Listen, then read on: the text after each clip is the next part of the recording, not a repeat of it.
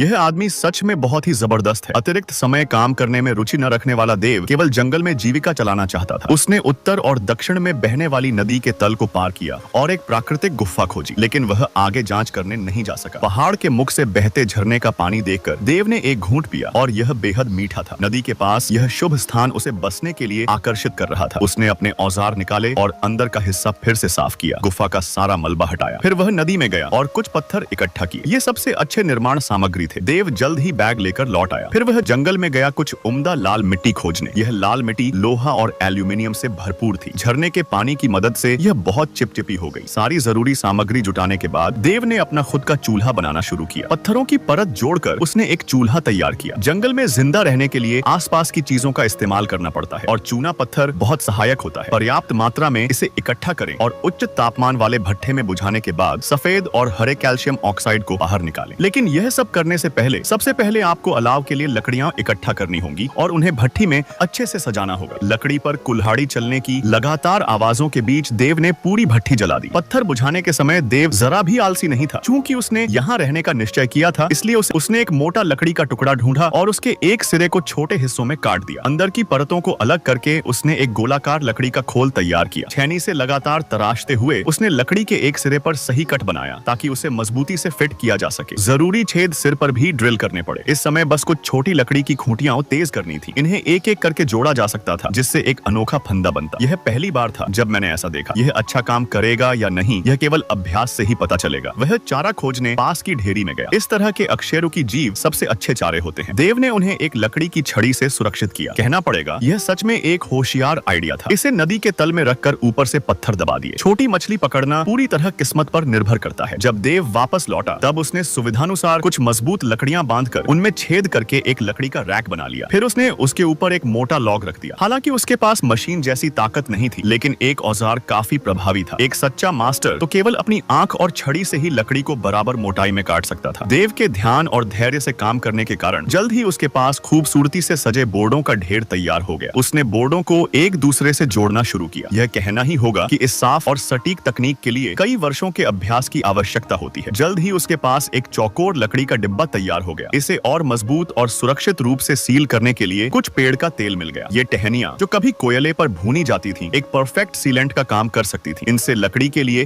एक मजबूत सील बन गई। अब जब उसके पास एक पुनः प्रयोग करने योग्य लकड़ी का पात्र था, देव तुरंत नदी की ओर गया, यह देखने की कुछ फंसा है या नहीं। उसकी मेहनत रंग लाई और उसने ढेर सारी छोटी छोटी मछलियां पकड़ ली। देव ने लकड़ी की सींक में ताजी मछलियां बांधी और उन्हें लकड़ी की आग पर भूना। आखिरकार एक स्वादिष्ट रात का खाना खाया, फिर सो गया और रात जल्दी ही गुजर